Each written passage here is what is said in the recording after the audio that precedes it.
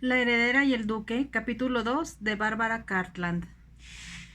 No cabía la menor duda, pensó Drena, de que el duque estaba haciendo hasta lo imposible por mostrarse agradable. Durante la cena habló de forma animada y muy halagadora con la anciana condesa. Era obvio que lo emocionaba la idea de llevarlas a conocer el château a la mañana siguiente. Hay muchas cosas que debes ver, dijo, y desde luego recordarás cómo era antes que los revolucionarios arrasaran con él y se llevaran todo cuanto nosotros amábamos. Sonrió al continuar.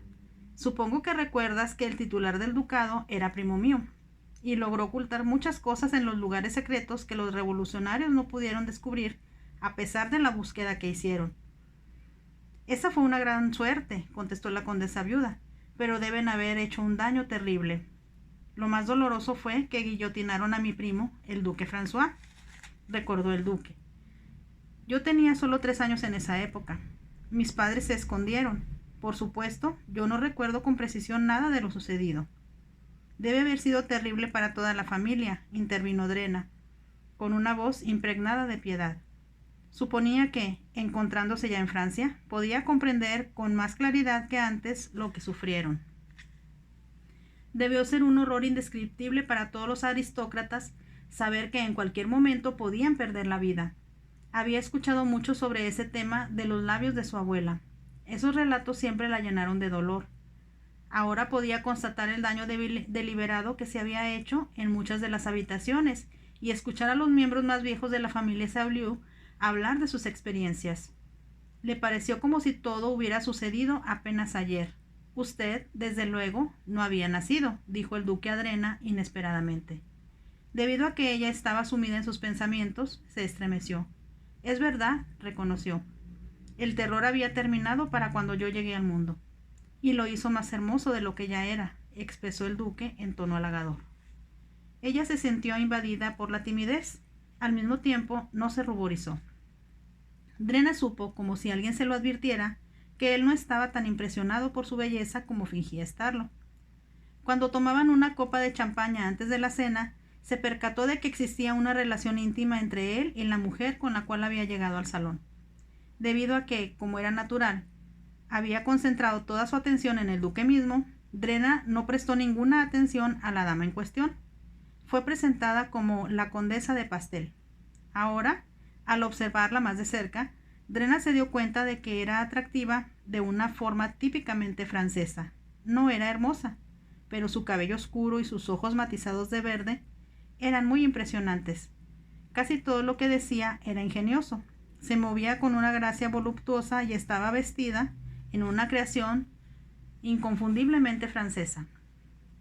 Estaba hecha en un estilo que parecía revelar su personalidad al mismo tiempo que su figura. Mientras se movía entre la familia, Drena tuvo la impresión de que esa mujer no era en realidad bienvenida. O tal vez lo estaba solo imaginando. La condesa de Pastel hizo reír al duque antes de la cena, cuando estaba bebiendo una copa de vino. Pero cuando le tocó el brazo con sus dedos largos y delgados, a Drena le pareció que había algo sensual en su gesto. Entonces trató de convencerse de que estaba inventando un cuento sin tener fundamento. La condesa llevaba una argolla de oro junto a una enorme esmeralda, en el dedo anular de su mano izquierda. Es solo una amiga, se dijo Drena. Y por supuesto el duque, siendo francés, coquetea con todas las mujeres, lo mismo que si son tan ancianas como mi abuelita o tan jóvenes como yo. Ciertamente hacía esfuerzos inauditos por ser un anfitrión atento y encantador. Cuando terminaron de cenar, llevó a la condesa viuda y a Drena a ver la biblioteca. Como te darás cuenta, prima Aimée, señaló, este es el único lugar que dejaron más o menos intacto durante la Revolución. Sus labios se torcieron al añadir. Nadie quería leer libros, cuando estaban tan ocupados destruyendo los tesoros de Francia que constituían la historia misma de nuestro país. Drena amaba los libros. Le emocionó ver los muros, del techo al piso, llenos de libros hermosamente encuadernados en una gran variedad de colores. Había también un balcón a lo largo de un muro de la biblioteca, al que se podía llegar por una escalera en espiral hecha de bronce pulido. Está tal y como la recuerdo, comentó la condesa viuda con voz emocionada. Puedo ver a tu primo, el duque François, sentado en el sillón frente al fuego, y escucharlo cuando me leía alguna hazaña de nuestros ancestros que había descubierto en algún libro viejo de la historia. Su retrato ha sido restaurado y, como puedes ver, está sobre la repisa de la chimenea, hizo notar el duque. Lo encontramos arrojado con menosprecio en uno de los edificios exteriores. Quienquiera que lo haya tomado de la biblioteca, donde estaba originalmente, debió pensar que no obtendría por él dinero alguno. Fue una suerte, observó la condesa viuda. Se movió para quedar frente a la chimenea y Drena la siguió. El retrato era de un hombre muy apuesto. De hecho, Drena pensó que tenía un rostro inolvidable. Podía ser el retrato de lo que toda mujer imaginaba como el ideal de un aristócrata. Fue pintado con el pecho cubierto de condecoraciones. Una de tantas colgaba alrededor de su cuello bajo su alta corbata. Mientras miraba el retrato, deseó haber conocido a ese duque de Sailly. Entonces, al mirar al duque actual, reconoció el parecido de familia, pero con algo muy diferente. Podía observarlo en la expresión de sus ojos y en la línea de su boca. No podía explicárselo con exactitud a sí misma, pero la diferencia estaba latente. Una diferencia que ella sabía, aunque no hubiera podido explicarlo en palabras, era muy importante.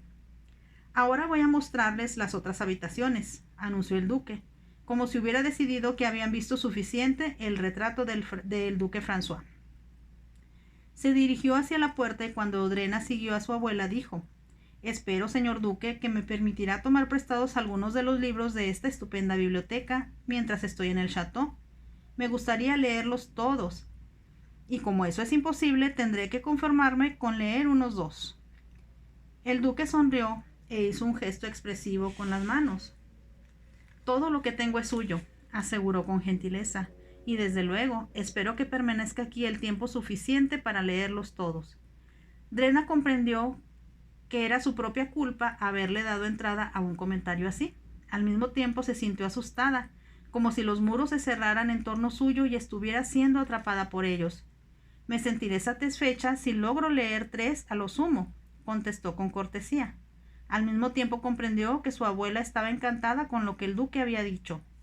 Primero la miró a ella y después al duque, como si estuviera cierta de que su plan para casarlos hubiera tenido éxito.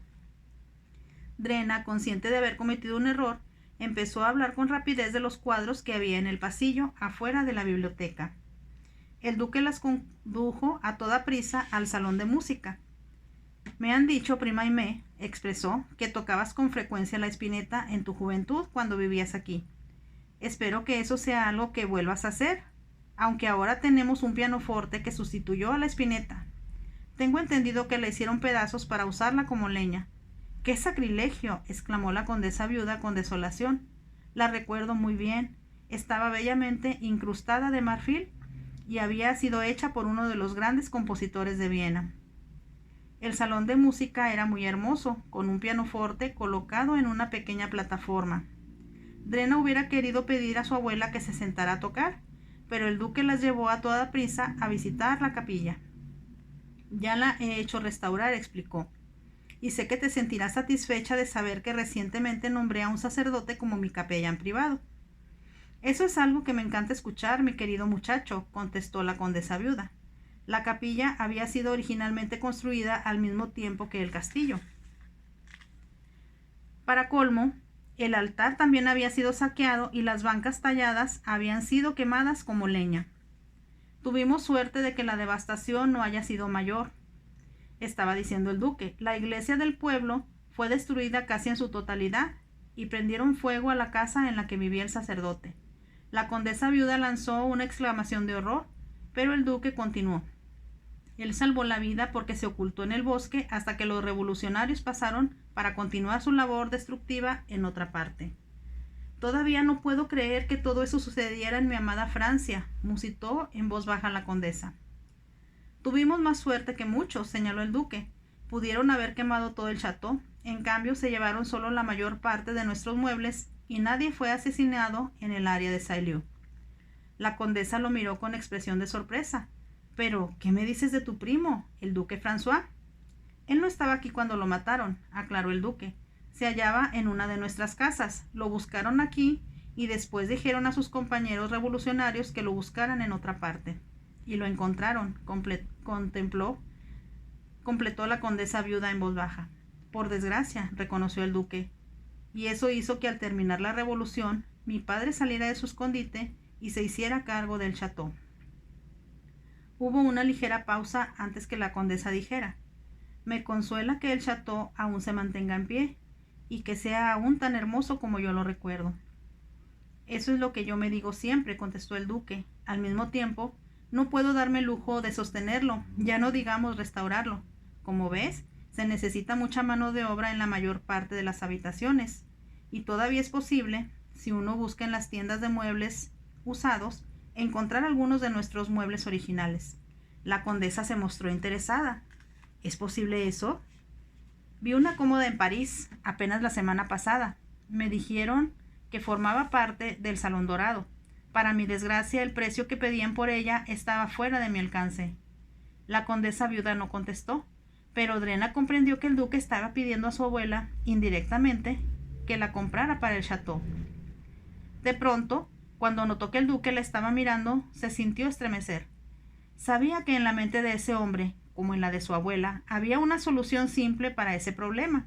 Si se casaban, el duque tendría el dominio de la enorme fortuna de su abuela cuando la anciana muriera, y sin duda alguna obtendría una gran parte de esa fortuna tan pronto como se casara.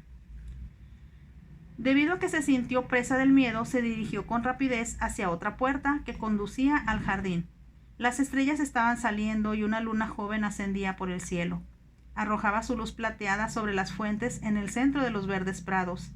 Estas lanzaban el agua a lo alto, muy por encima de sus tazones de piedra labrada, de modo que brillaban en el aire como pequeños arcoíris. Es un lugar hermoso, muy hermoso, pensó Drena, pero yo no me estaría casando solo con el chateau, sino con el hombre que es dueño de él. Como si se hubiera soplado una ráfaga de aire gélido sobre ella, se estremeció. Oyó que el duque se llevaba a su abuela para entrar en otra habitación. En el trayecto hacía saber que también necesitaba muebles que él no podía darse el lujo de comprar. En lugar de seguirlos, Drena salió al jardín. Sentía necesidad de aspirar aire fresco. Quería que las estrellas le dijeran que no debía sentir el miedo terrible que la invadía en ese momento. Levantó la vista hacia ellas y envió, sin darse cuenta de lo que decía, una oración pidiendo ayuda. Tengo miedo, musitó en el fondo de su corazón. Tengo miedo de lo que me va a pasar. Comprendió que todo estaba transcurriendo muy aprisa, con mucha mayor rapidez de la que ella esperaba. Podía asegurar que no solo su abuela, sino también el duque, parecían decididos a que se casaran tan pronto como fuera posible. Sintió un repentino impulso de huir, de perderse en la oscuridad y no volver al chateau. Entonces se dijo que estaba siendo absurda. Se encontraba en un país extraño del cual no sabía nada. Podía extraviarse hasta en el jardín si no conservaba el chateau con sus ventanas iluminadas a la vista. Tengo que volver, debo volver, resolvió con energía. Al mismo tiempo comprendió que necesitaba de un esfuerzo para hacerlo. Por alguna razón que se negaba a expresar, estaba realmente asustada. Cuando volvió, el duque y su abuela se hallaban otra vez en el salón con el resto de la familia. Todos hablaban y reían.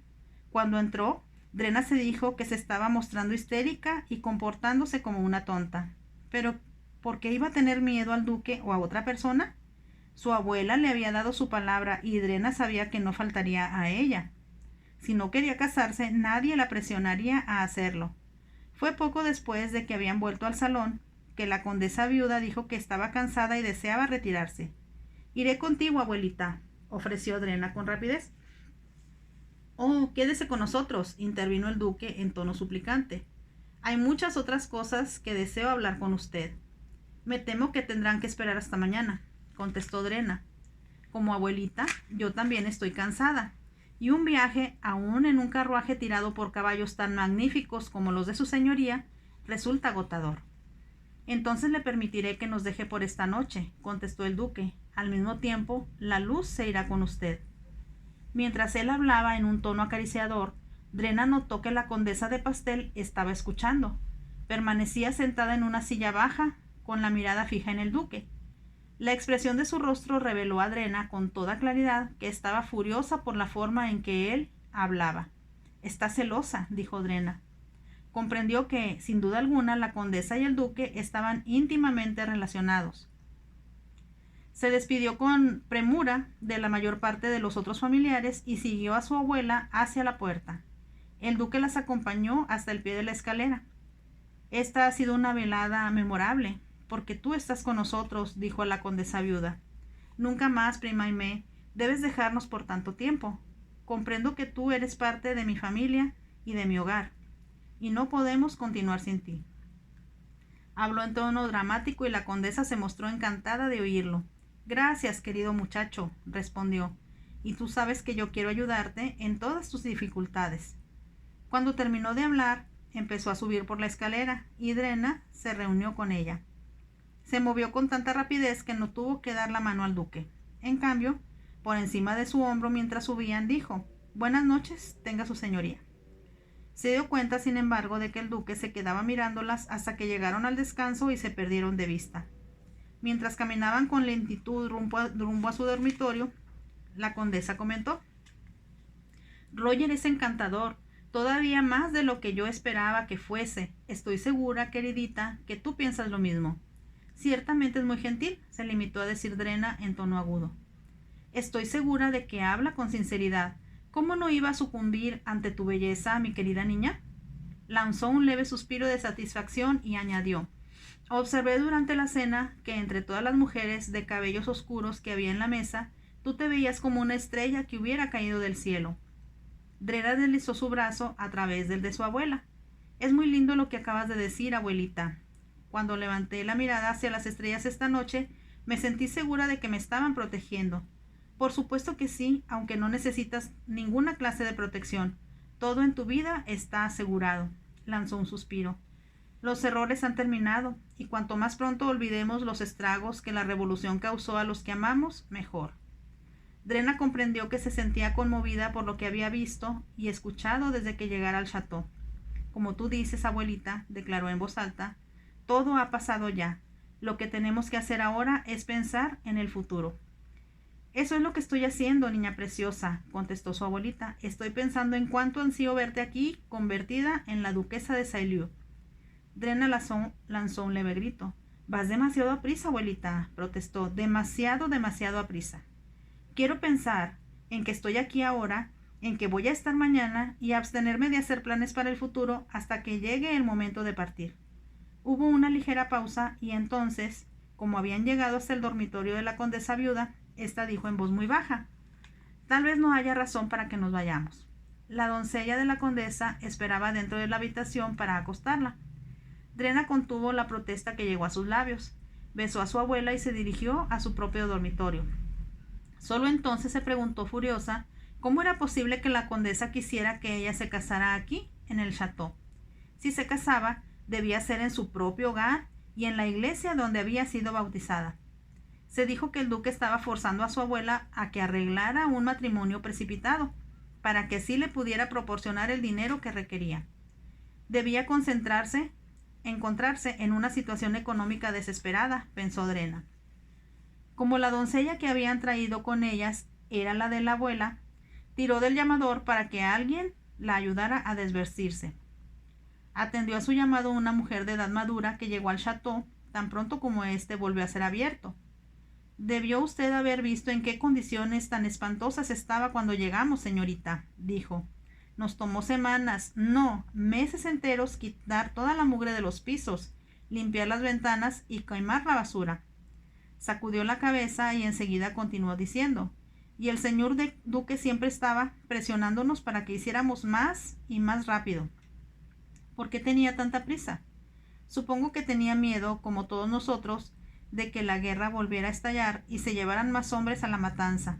Solo le digo, señorita, que no hay una casa en el pueblo en que no hayan perdido a uno de sus seres amados.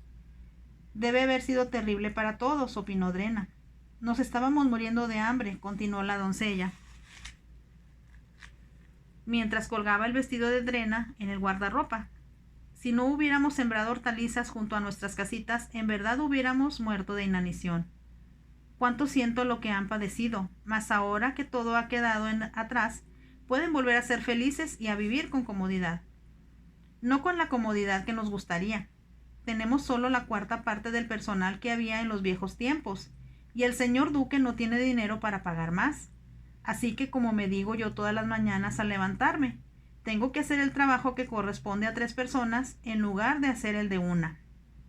Era indudable que se trataba de una mujer quejumbrosa. Sin embargo, Drena pensó que había, sin duda alguna, algo de verdad en cuanto decía. De hecho, pudo percatarse durante la cena de que estaban bastante escasos de lacayos. Fue entonces cuando recordó el número de lacayos que atendían en su casa, cuando su padre ofrecía una fiesta. Ya sola, en la cómoda cama y en la oscuridad, trató de reflexionar con sensatez, sin sentirse agitada sobre la posición en la cual se encontraba. Estaba convencida de que no deseaba casarse con el duque. No podía explicar el por qué, pero sabía que eso era algo que no podría hacer jamás. También se daba cuenta de que iba a ser difícil para ella rechazarlo cuando le propusiera matrimonio. Lo que era aún más grave, sería todavía más difícil convencer a su abuela. Sabía que en cuanto se confirmara el matrimonio, su abuela daría dinero para restaurar el chateau y para proporcionar al duque la ayuda económica que estaba necesitando con desesperación. Solo quiere dinero, se dijo. Vio de nuevo el rostro de la condesa de Pastel y la expresión de sus ojos cuando miraba al duque. Era de furia, de celos y, pensó Drena, de alguna otra emoción que ella no podía definir. Supongo, se dijo, que si la condesa fuera libre y también rica, se casaría con ella.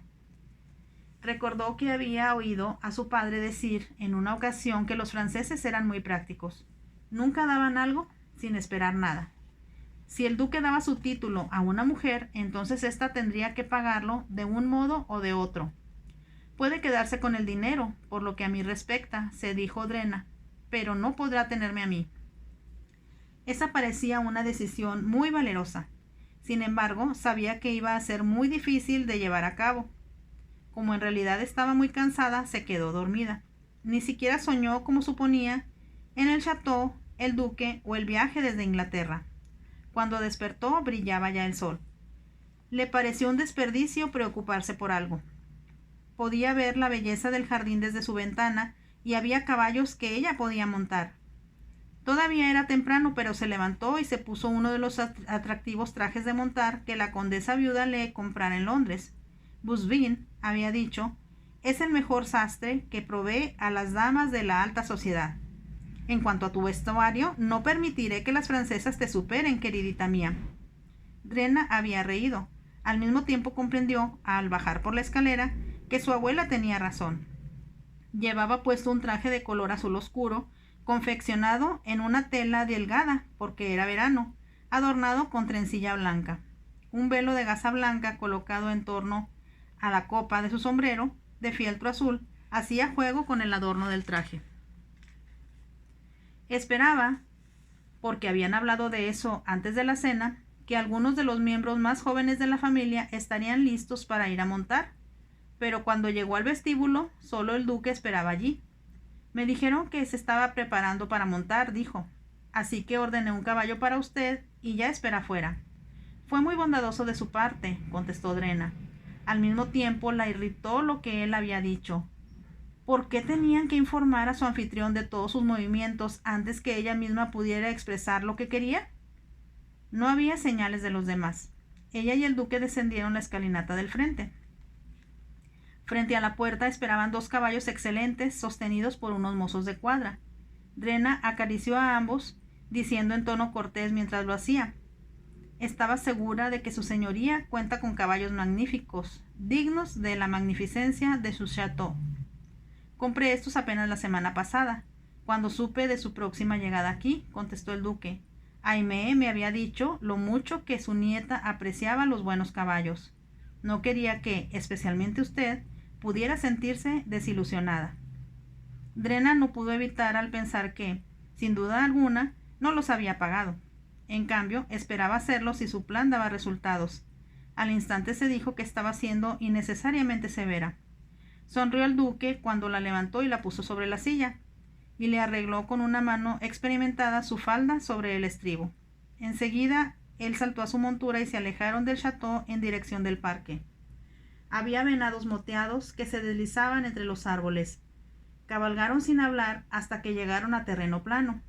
Entonces, también sin decir nada, Drena soltó la rienda de su caballo, galopó junto al duque hasta que la carrera de los dos animales se volvió competitiva. Urgieron más y más a sus caballos para que corrieran más aprisa. Fue solo cuando la llanura llegó a su fin cuando Drena comprendió que debía frenar su montura. Se dio cuenta, sin embargo, de que estaba una fracción adelante de la del duque. Pensó con satisfacción que era un buen presagio que él no se hubiera salido con la suya. Cuando sus caballos casi se detuvieron, el duque declaró: «Monta usted exactamente como me dijeron que lo hacía. Solo puedo comentar que es la más extraordinaria amazona que haya visto en mi vida». «Es fácil serlo cuando se está sobre un caballo tan estupendo como este», contestó Drena. «Debe haber sido muy difícil para su antiguo dueño haberse desprendido de estos animales». «Lo hizo porque necesitaba el dinero», repuso el duque con sequedad.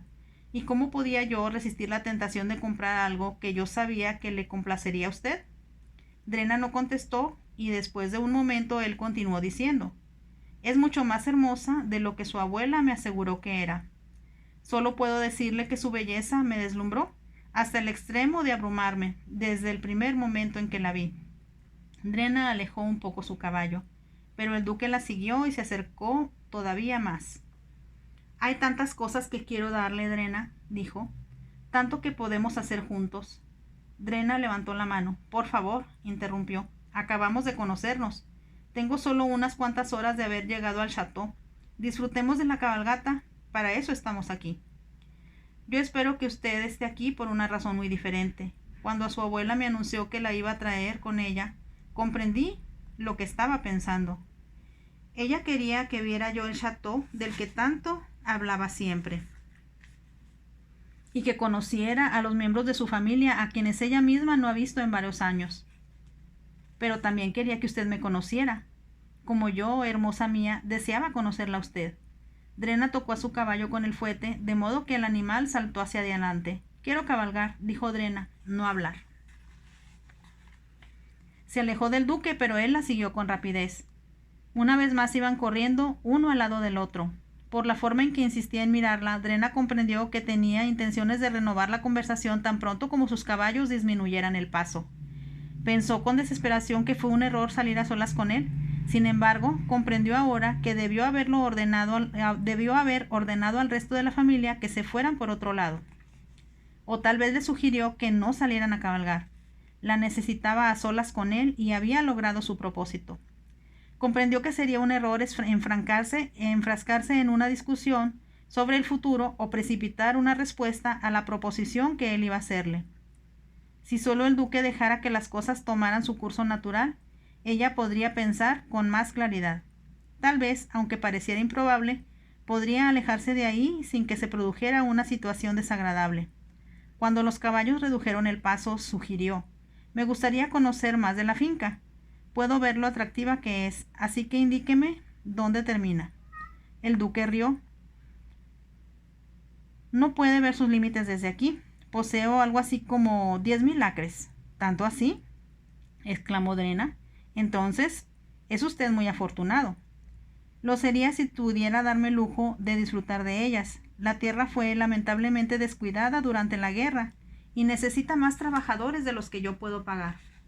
Se detuvo antes de continuar. «Si queremos cultivar las uvas que proporcionan el vino por el que éramos famosos en otras épocas, necesitamos nuevas vides y expertos que me aconsejen».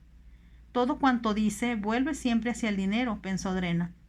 Siguió cabalgando y pidió casi por encima de su hombro: «Muéstreme un viñedo. Nunca he visto uno». Llegaron al más próximo moviéndose con rapidez, sin ninguna conversación íntima. Pero Drena sabía demasiado bien, por la forma en que él la miraba, los verdaderos propósitos de su anfitrión. Ella trataba a toda costa de evitar que él le hiciera la obligada pregunta a la que ella debía dar respuesta. Se sintió aliviada al descubrir a unos hombres trabajando en el viñedo y habló con ellos. Le explicaron cómo cuidaban a los tiernos retoños, siempre temerosos de que una de las plagas incontrolables pudiera atacarlos y destruir toda la cosecha. Entonces continuaron cabalgando. Momentos más tarde se encontraron en una pequeña aldea. Drena podía ver, sin necesidad que nadie se lo dijera, que los techos de las casitas estaban casi en ruinas. Observó también muchas ventanas con los vidrios rotos o sin vidrios. Usted puede darse cuenta de lo que se necesita hacer aquí, señaló el duque. Uno o dos de los labriegos que encontraron a su paso los miraron con fijeza, y para sorpresa de Drena, las mujeres, junto a las cuales pasaron, no hicieron ninguna reverencia al duque. Se concentraron en mirarlo, pensó ella, con una expresión hostil, que era casi un insulto. Su abuela le había contado cómo antes de la revolución los labriegos de la finca de los Saulieu eran gente bien alimentada, feliz, de mejillas sonrosadas. La duquesa de cada época los visitaba con regularidad. Cuando la abuela de Drena acompañaba a su madre, siempre volvía al château sintiéndose muy feliz de que hubiera tanta gente satisfecha. Sentían, decía ella, que eran parte de la familia Saulieu.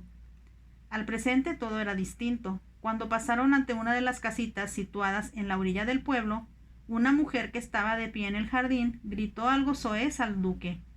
De inmediato entró en la casita y cerró con violencia la puerta. Drena se sintió tan sorprendida que miró al duque como pidiéndole una explicación. No tuvo que expresarlo en palabras. Esa gente quiere dinero, explicó él, y eso es algo que no puedo darles. Drena suspiró. Pensó, mientras continuaba cabalgando, que la estaban colocando en una posición en la que no solo rechazaría a un hombre, sino también rechazaría a mucha gente que dependía de él. ¿Qué puedo hacer? ¿Qué puedo hacer?, se preguntó. Empezaron a cabalgar de regreso al château. Cuando éste apareció por fin a la vista, el duque frenó su caballo. «Quiero que contemple el château desde aquí», propuso. «Sin duda alguna, es el más importante y el más hermoso de toda Borgoña». Se detuvo para que Drena lo admirara y entonces continuó. «Ha sido siempre parte de nuestra historia, y eso es lo que quiero que se vuelva a hacer en el futuro. Pero como usted bien sabe, he estado invalidado por casi 30 años. Primero por la revolución y después por la guerra». Se detuvo y enseguida dijo en voz muy baja: «Sin duda comprende, Drena, cuánto necesita de su ayuda». Ella contuvo la respiración. Era un enfoque que ella no esperaba. Al darse cuenta de que el duque esperaba una respuesta, se obligó a sí misma a declarar: comprendo con exactitud a su señoría y lo que siente por estas personas, pero debe darme tiempo». «¿Tiempo?», preguntó el duque en tono agudo. «¿Por qué?